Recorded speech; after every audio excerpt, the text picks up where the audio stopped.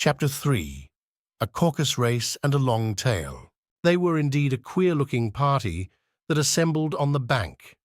The birds with draggled feathers, the animals with their fur clinging close to them, and all dripping wet, cross and uncomfortable. The first question, of course, was how to get dry again.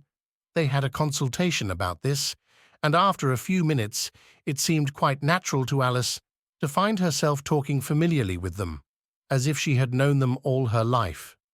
Indeed, she had quite a long argument with the Lory, who at last turned sulky and would only say, "I am older than you and must know better."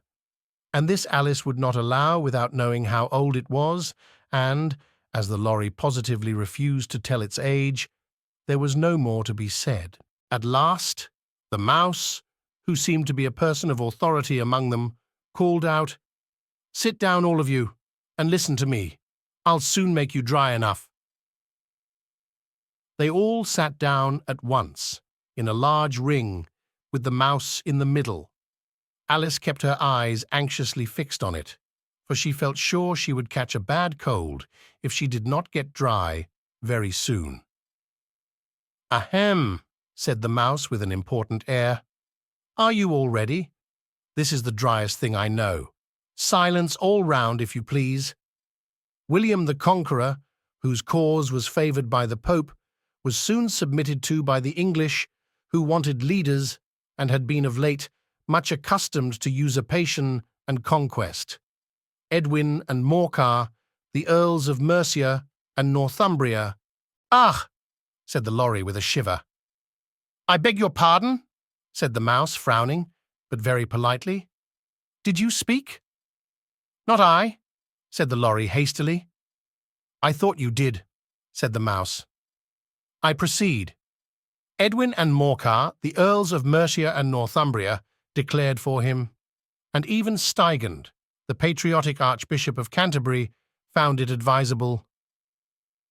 "Found what?" said the Duck. "Found it," the Mouse replied rather crossly. "Of course you know what it means." "I know what it means well enough. When I find a thing," said the Duck, "it's generally a frog or a worm. The question is, what did the Archbishop find?" The Mouse did not notice this question, but hurriedly went on. "Found it advisable to go with Edgar Atheling to meet William and offer him the crown. William's conduct at first was moderate, but the insolence of his Normans— How are you getting on now, my dear?" it continued, turning to Alice as it spoke. "As wet as ever," said Alice in a melancholy tone. "It doesn't seem to dry me at all." "In that case," said the Dodo solemnly, rising to its feet, "I move that the meeting adjourn for the immediate adoption of more energetic remedies." "Speak English," said the Eaglet. "I don't know the meaning of half those long words, and what's more, I don't believe you do either." And the Eaglet bent down its head to hide a smile. Some of the other birds tittered audibly. "What I was going to say," said the Dodo in an offended tone, "was that the best thing to get us dry would be a caucus race." "What is a caucus race?" said Alice. Not that she wanted much to know, but the Dodo had paused as if it thought that somebody ought to speak, and no one else seemed inclined to say anything. "Why," said the Dodo, "the best way to explain it is to do it. And as you might like to try the thing yourself, some winter day, I will tell you how the Dodo managed it. First it marked out a race course in a sort of circle. The exact shape doesn't matter, it said, and then all the party were placed along the course, here and there. There was no 1, 2, 3, and away. But they began running when they liked, and left off when they liked, so that it was not easy to know when the race was over. However, when they had been running half an hour or so, and were quite dry again, the Dodo suddenly called out, "The race is over!" And they all crowded round it, panting, and asking, "But who has won?" This question the Dodo could not answer without a great deal of thought, and it sat for a long time, with one finger pressed upon its forehead, the position in which you usually see Shakespeare in the pictures of him, while the rest waited in silence. At last, the dodo said, "Everybody has won, and all must have prizes." "But who is to give the prizes?" quite a chorus of voices asked. "Why, she, of course," said the dodo, pointing to Alice with one finger, and the whole party at once crowded round her, calling out in a confused way, "Prizes, prizes!" Alice had no idea what to do, and in despair she put her hand in her pocket and pulled out a box of comfits. Luckily, the salt water had not got into it, and handed them round as prizes. There was exactly one apiece all round. "But she must have a prize herself, you know," said the mouse. "Of course," the dodo replied, very gravely. "What else have you got in your pocket?" he went on, turning to Alice. "Only a thimble," said Alice sadly. "Hand it over here," said the dodo. Then they all crowded round her once more, while the dodo solemnly presented the thimble, saying, "We beg your acceptance of this elegant thimble," and when it had finished this short speech, they all cheered. Alice thought the whole thing very absurd, but they all looked so grave that she did not dare to laugh, and as she could not think of anything to say, she simply bowed and took the thimble, looking as solemn as she could. The next thing was to eat the comfits. This caused some noise and confusion, as the large birds complained that they could not taste theirs, and the small ones choked and had to be patted on the back. However, it was over at last, and they sat down again in a ring and begged the mouse to tell them something more. "You promised to tell me your history, you know," said Alice, "and why it is you hate C and D," she added in a whisper, half afraid that it would be offended again. "Mine is a long and a sad tale," said the mouse, turning to Alice and sighing. "It is a long tale, certainly," said Alice, looking down with wonder at the mouse's tail. "But why do you call it sad?" And she kept on puzzling about it while the mouse was speaking, so that her idea of the tale was something like this. Fury said to a mouse that he met in the house, "Let us both go to law. I will prosecute you. Come, I'll take no denial. We must have a trial, for really this morning I've nothing to do." Said the mouse to the cur, "Such a trial, dear sir, with no jury or judge, would be wasting our breath." "I'll be judge, I'll be jury," said cunning old Fury. "I'll try the whole cause and condemn you to death." "You are not attending," said the mouse to Alice severely. "What are you thinking of?" "I beg your pardon," said Alice very humbly. "You had got to the fifth bend, I think." "I had not," cried the mouse sharply and very angrily. "And not," said Alice, always ready to make herself useful and looking anxiously about her.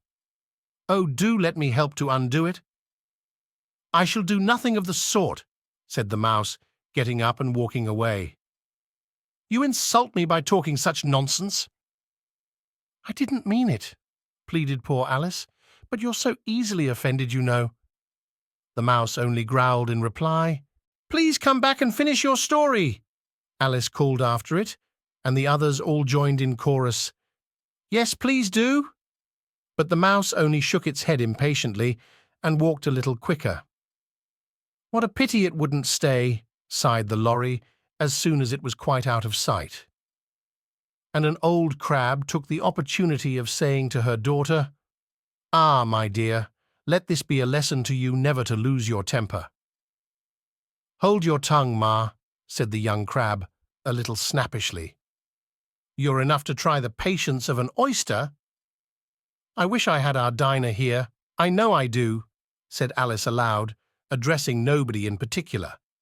"She'd soon fetch it back." "And who is Dinah, if I might venture to ask the question?" said the lorry. Alice replied eagerly, for she was always ready to talk about her pet.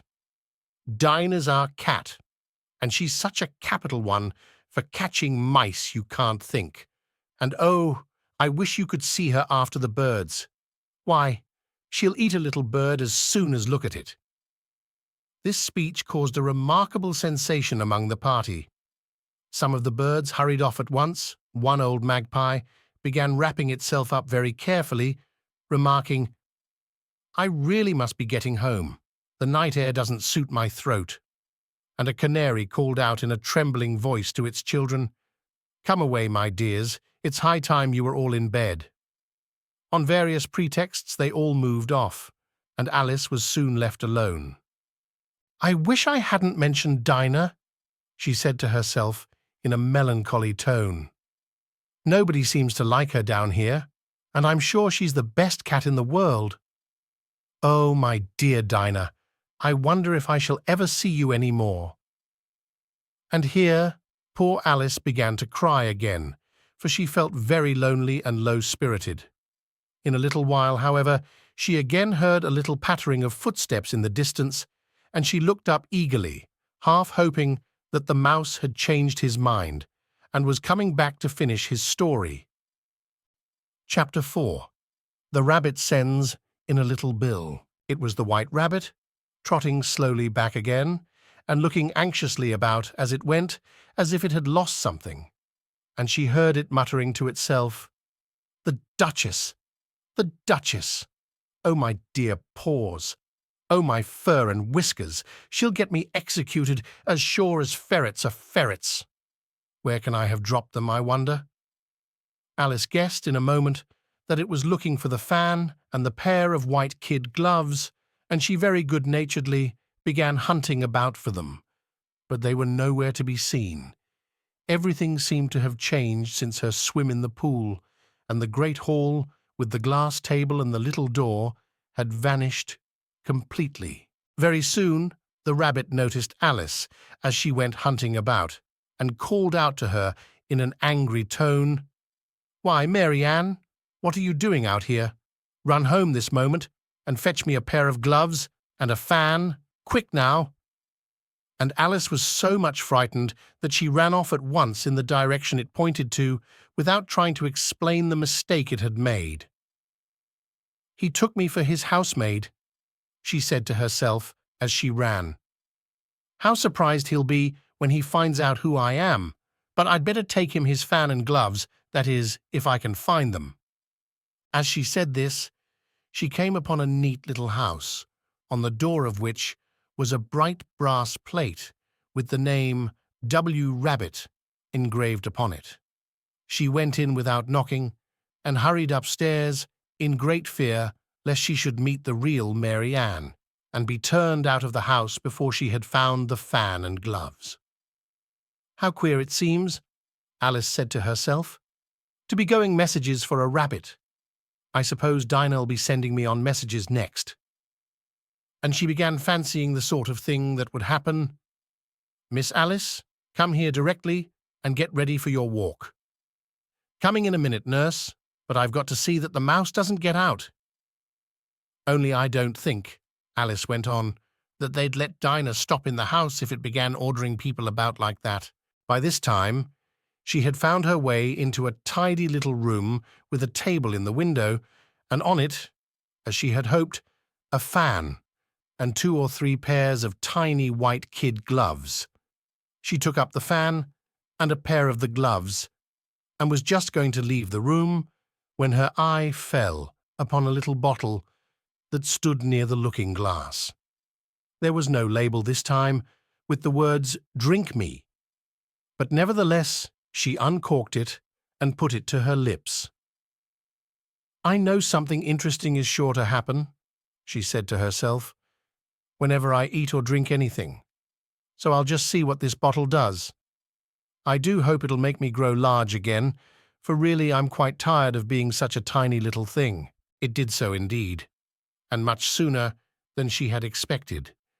Before she had drunk half the bottle, she found her head pressing against the ceiling and had to stoop to save her neck from being broken. She hastily put down the bottle, saying to herself, "That's quite enough. I hope I shan't grow any more, As it is, I can't get out at the door. I do wish I hadn't drunk quite so much. Alas, it was too late to wish that. She went on growing and growing, and very soon had to kneel down on the floor. In another minute, there was not even room for this, and she tried the effect of lying down with one elbow against the door and the other arm curled round her head.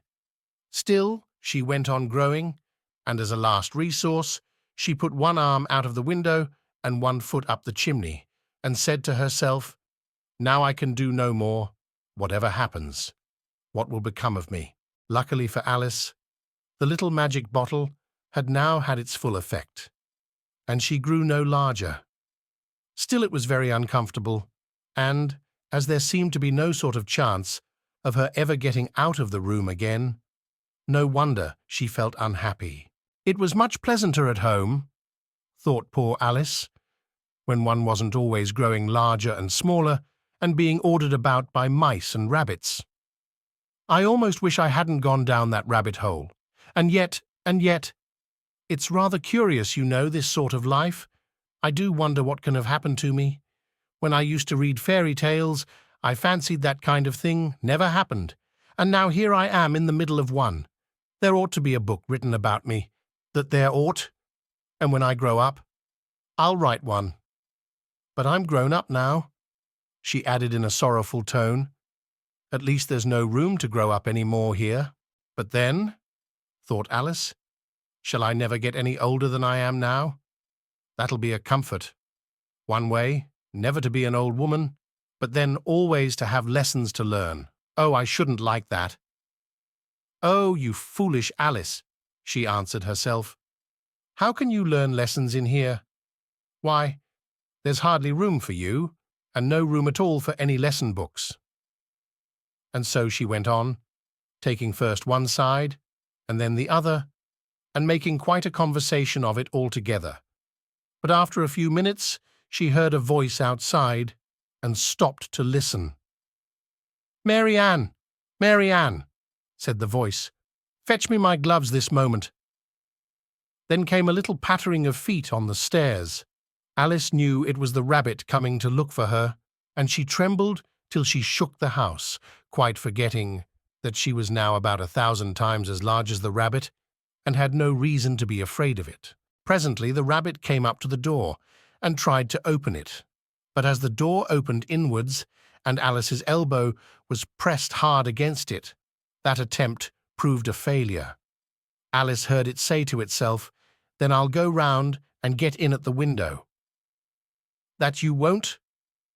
thought Alice, and after waiting till she fancied she heard the rabbit just under the window, she suddenly spread out her hand and made a snatch in the air. She did not get hold of anything, but she heard a little shriek and a fall and a crash of broken glass, from which she concluded that it was just possible it had fallen into a cucumber frame, or something of the sort. Next came an angry voice, the rabbit's. "Pat, Pat, where are you?" And then a voice she had never heard before. "Sure, then I'm here, digging for apples, Your Honor." "Digging for apples, indeed," said the rabbit angrily. "Here, come and help me out of this." Sounds of more broken glass. "Now tell me, Pat, what's that in the window?" "Sure, it's an arm, Your Honor." He pronounced it arum. "An arm, you goose. Who ever saw one that size? Why, it fills the whole window." "Sure it does, Your Honor, but it's an arm for all that." "Well, it's got no business there at any rate. Go and take it away." There was a long silence after this, and Alice could only hear whispers now and then, such as, "Sure I don't like it, Your Honor, at all, at all." "Do as I tell you, you coward." And at last she spread out her hand again, and made another snatch in the air. This time there were two little shrieks, and more sounds of broken glass. What a number of cucumber frames there must be, thought Alice. I wonder what they'll do next. As for pulling me out of the window, I only wish they could. I'm sure I don't want to stay in here any longer. She waited for some time without hearing anything more. At last, came a rumbling of little cartwheels and the sound of a good many voices all talking together. She made out the words, "Where's the other ladder? Why, I hadn't to bring but one. Bill's got the other. Bill, fetch it here, lad. Here, put 'em up at this corner. No, tie 'em together first. They don't reach half high enough yet. Oh, they'll do well enough. Don't be particular. Here, Bill, catch hold of this rope. Will the roof bear? Mind that loose slate. Oh, it's coming down. Heads below." A loud crash. Now, who did that? It was Bill, I fancy. Who's to go down the chimney? Nay, I shan't. You do it. That I won't, then. Bill's to go down. Here, Bill. The master says you're to go down the chimney. Oh, so Bill's got to come down the chimney, has he? Said Alice to herself. Shy, they seem to put everything upon Bill. I wouldn't be in Bill's place for a good deal. This fireplace is narrow, to be sure, but I think I can kick a little.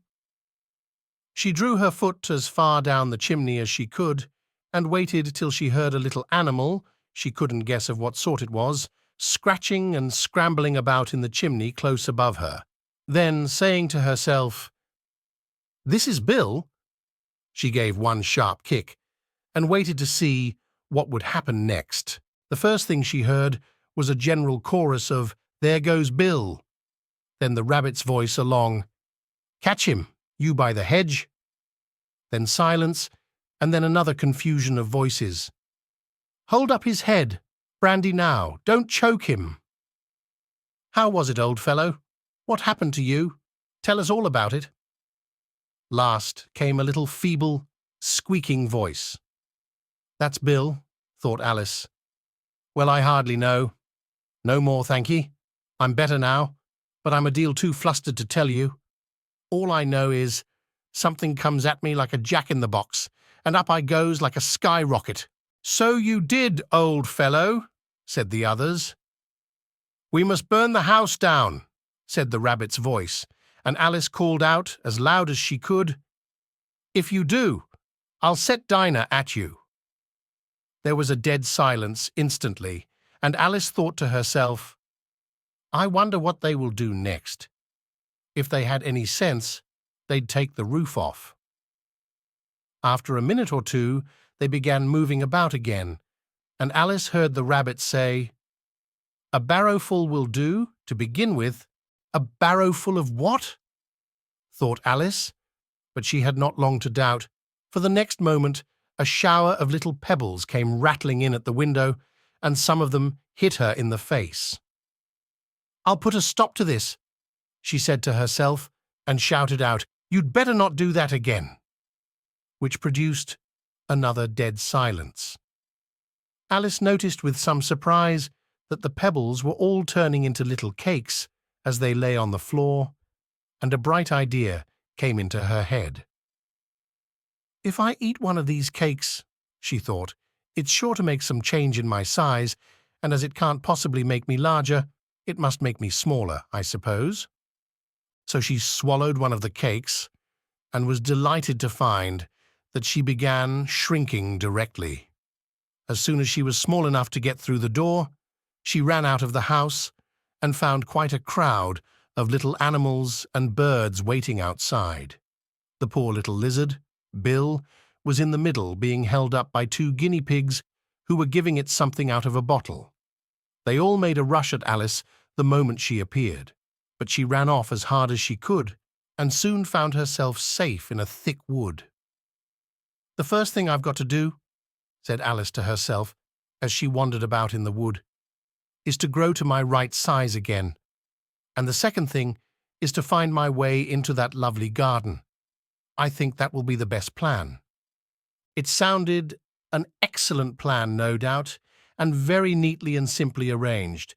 The only difficulty was that she had not the smallest idea how to set about it, and while she was peering about anxiously among the trees, a little sharp bark just over her head made her look up in a great hurry.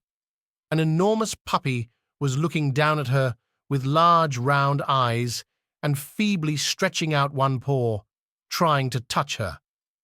"Poor little thing," said Alice in a coaxing tone, and she tried hard to whistle to it, but she was terribly frightened all the time at the thought that it might be hungry, in which case it would be very likely to eat her up, in spite of all her coaxing. Hardly knowing what she did, she picked up a little bit of stick and held it out to the puppy, whereupon the puppy jumped into the air off all its feet at once, with a yelp of delight, and rushed at the stick and made believe to worry it. Then Alice dodged behind a great thistle to keep herself from being run over, and the moment she appeared on the other side, the puppy made another rush at the stick and tumbled head over heels in its hurry to get hold of it. Then Alice, thinking it was very like having a game of play with a cart horse and expecting every moment to be trampled under its feet, ran round the thistle again. Then the puppy began a series of short charges at the stick, running a very little way forwards each time and a long way back, and barking hoarsely all the while, till at last it sat down a good way off, panting, with its tongue hanging out of its mouth and its great eyes half shut. This seemed to Alice a good opportunity for making her escape, so she set off at once and ran till she was quite tired and out of breath, until the puppy's bark sounded quite faint in the distance. "And yet, what a dear little puppy it was," said Alice, as she leant against a buttercup to rest herself and fanned herself with one of the leaves. "I should have liked teaching it tricks very much if I'd only been the right size to do it. Oh dear, I'd nearly forgotten that I've got to grow up again. Let me see, how is it to be managed? I suppose I ought to eat or drink something or other, but the great question is, what?" The great question certainly was, what? Alice looked all round her at the flowers and the blades of grass, but she did not see anything that looked like the right thing to eat or drink under the circumstances.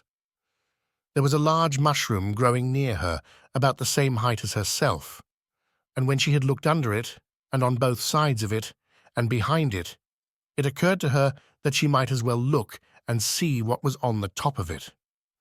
She stretched herself up on tiptoe and peeped over the edge of the mushroom, and her eyes immediately met those of a large caterpillar that was sitting on the top with its arms folded, quietly smoking a long hookah and taking not the smallest notice of her or of anything else. Chapter 5. Advice from a Caterpillar. The caterpillar and Alice looked at each other for some time in silence. At last the caterpillar took the hookah out of its mouth and addressed her in a languid, sleepy voice. "Who are you?" said the caterpillar. This was not an encouraging opening for a conversation. Alice replied, rather shyly, I hardly know, sir, just at present. At least I know who I was when I got up this morning, but I think I must have been changed several times since then." "What do you mean by that?" said the caterpillar sternly. "Explain yourself." "I can't explain myself, I'm afraid, sir," said Alice, "because I'm not myself, you see." "I don't see," said the caterpillar.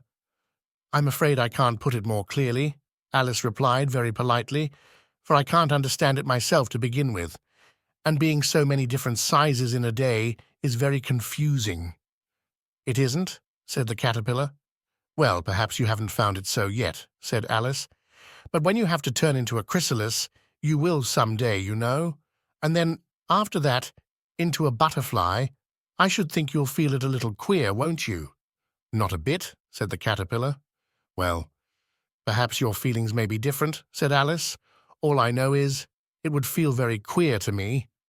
"You," said the caterpillar contemptuously. "Who are you?" Which brought them back again to the beginning of the conversation.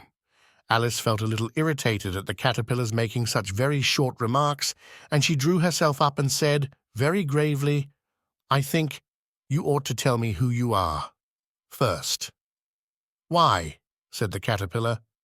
Here was another puzzling question, and as Alice could not think of any good reason, and as the caterpillar seemed to be in a very unpleasant state of mind, she turned away. "Come back," the caterpillar called after her. "I've something important to say." This sounded promising, certainly. Alice turned and came back again. "Keep your temper," said the caterpillar. "Is that all?" said Alice, swallowing down her anger as well as she could.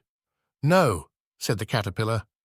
Alice thought she might as well wait, as she had nothing else to do, and perhaps, after all, it might tell her something worth hearing.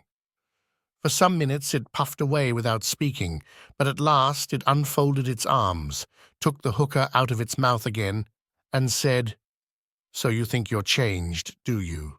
"I'm afraid I am, sir," said Alice. "I can't remember things as I used, and I don't keep the same size for 10 minutes together." "Can't remember what things?" said the caterpillar. "Well, I've tried to say, 'How doth the little busy bee?' but it all came different," Alice replied in a very melancholy voice. "Repeat, 'You are old, Father William,'" said the caterpillar. Alice folded her hands and began, "You are old, Father William," the young man said, "and your hair has become very white, and yet you incessantly stand on your head. Do you think, at your age, it is right?" "In my youth," Father William replied to his son, "I feared it might injure the brain. But now that I'm perfectly sure I have none, why, I do it again and again." "You are old," said the youth, "as I mentioned before, and have grown most uncommonly fat. Yet you turned a back somersault in at the door. Pray, what is the reason of that?" "In my youth," said his father, "I took to the law, and argued each case with my wife, and the muscular strength which it gave to my jaw has lasted the rest of my life." "You are old," said the youth. "One would hardly suppose that your eye was as steady as ever, yet you balanced an eel on the end of your nose. What made you so awfully clever?" "I have answered 3 questions, and that is enough," said his father. "Don't give yourself airs. Do you think I can listen all day to such stuff? Be off, or I'll kick you downstairs." "That is not said right," said the caterpillar. "Not quite right, I'm afraid," said Alice timidly. "Some of the words have got altered." "It is wrong from beginning to end," said the caterpillar decidedly, and there was silence for some minutes. The caterpillar was the first to speak. "What size do you want to be?" it asked. "Oh, I'm not particular as to size," Alice hastily replied. "Only one doesn't like changing so often, you know." "I don't know," said the caterpillar. Alice said nothing. She had never been so much contradicted in her life before, and she felt that she was losing her temper. "Are you content now?" said the caterpillar. "Well, I should like to be a little larger, sir, if you wouldn't mind," said Alice. 3 inches is such a wretched height to be." "It is a very good height indeed," said the caterpillar angrily, rearing itself upright as it spoke. It was exactly 3 inches high. "But I'm not used to it," pleaded poor Alice in a piteous tone, and she thought of herself, "I wish the creatures wouldn't be so easily offended." "You'll get used to it in time," said the caterpillar, and it put the hookah into its mouth and began smoking again. This time Alice waited patiently until it chose to speak again. In a minute or two, the caterpillar took the hookah out of its mouth and yawned once or twice and shook itself. Then it got down off the mushroom and crawled away in the grass, merely remarking as it went, "One side will make you grow taller, and the other side will make you grow shorter." "One side of what? The other side of what?" thought Alice to herself. "Of the mushroom," said the caterpillar, just as if she had asked it aloud, and in another moment it was out of sight. Alice remained looking thoughtfully at the mushroom for a minute, trying to make out which were the 2 sides of it, and as it was perfectly round, she found this a very difficult question. However, at last, she stretched her arms round it as far as they would go, and broke off a bit of the edge with each hand. "And now, which is which?" she said to herself, and nibbled a little of the right-hand bit to try the effect. The next moment, she felt a violent blow underneath her chin. It had struck her foot. She was a good deal frightened by this very sudden change, but she felt that there was no time to be lost, as she was shrinking rapidly. So she set to work at once to eat some of the other bit. Her chin was pressed so closely against her foot that there was hardly room to open her mouth. But she did it at last, and managed to swallow a morsel of the left-hand bit. "Come, my head's free at last," said Alice in a tone of delight, which changed into alarm in another moment when she found that her shoulders were nowhere to be found. All she could see, when she looked down, was an immense length of neck, which seemed to rise like a stalk out of a sea of green leaves that lay far below her. "What can all that green stuff be?" said Alice. "And where have my shoulders got to? And oh, my poor hands, how is it I can't see you?" She was moving them about as she spoke, but no result seemed to follow, except a little shaking among the distant green leaves. As there seemed to be no chance of getting her hands up to her head, she tried to get her head down to them, and was delighted to find that her neck would bend about easily in any direction, like a serpent. She had just succeeded in curving it down into a graceful zigzag, and was going to dive in among the leaves, which she found to be nothing but the tops of the trees under which she had been wandering, when a sharp hiss made her draw back in a hurry. A large pigeon had flown into her face and was beating her violently with its wings. "Serpent!" screamed the pigeon. "I'm not a serpent," said Alice indignantly. "Let me alone." "Serpent, I say again," repeated the pigeon, but in a more subdued tone, and added with a kind of sob, "I've tried every way, and nothing seems to suit them." "I haven't the least idea what you're talking about," said Alice. "I've tried the roots of trees, and I've tried banks, and I've tried hedges," the pigeon went on, without attending to her. "But those serpents, there's no pleasing them." Alice was more and more puzzled, but she thought there was no use in saying anything more till the pigeon had finished. "As if it wasn't trouble enough hatching the eggs," said the pigeon, "but I must be on the lookout for serpents night and day. Why, I haven't had a wink of sleep these 3 weeks." "I'm very sorry you've been annoyed," said Alice, who was beginning to see its meaning. "But I'm not a serpent, I tell you," said Alice. I'm a... Well, what are you?" said the pigeon. "I can see you're trying to invent something." I'm a little girl," said Alice, rather doubtfully, as she remembered the number of changes she had gone through that day. "A likely story indeed," said the pigeon, in a tone of the deepest contempt. "I've seen a good many little girls in my time, but never one with such a neck as that. No, no, you're a serpent, and there's no use denying it. I suppose you'll be telling me next that you never tasted an egg." "I have tasted eggs, certainly," said Alice, who was a very truthful child. "But little girls eat eggs quite as much as serpents do, you know." "I don't believe it," said the pigeon. "But if they do, why then they're a kind of serpent. That's all I can say." This was such a new idea to Alice that she was quite silent for a minute or two, which gave the pigeon the opportunity of adding, "You're looking for eggs, I know that well enough. And what does it matter to me whether you're a little girl or a serpent?" "It matters a good deal to me," said Alice hastily, "but I'm not looking for eggs as it happens, and if I was, I shouldn't want yours. I don't like them raw." "Well, be off then," said the pigeon in a sulky tone as it settled down again into its nest. Alice crouched down among the trees as well as she could, for her neck kept getting entangled among the branches, and every now and then she had to stop and untwist it. After a while, she remembered that she still held the pieces of mushroom in her hands, and she set to work very carefully, nibbling first at one and then at the other, and growing sometimes taller and sometimes shorter, until she had succeeded in bringing herself down to her usual height. It was so long since she had been anything near the right size that it felt quite strange at first, but she got used to it in a few minutes and began talking to herself as usual. "Come, there's half my plan done now. How puzzling all these changes are. I'm never sure what I'm going to be from one minute to another. However, I've got back to my right size. The next thing is to get into that beautiful garden. How is that to be done, I wonder?"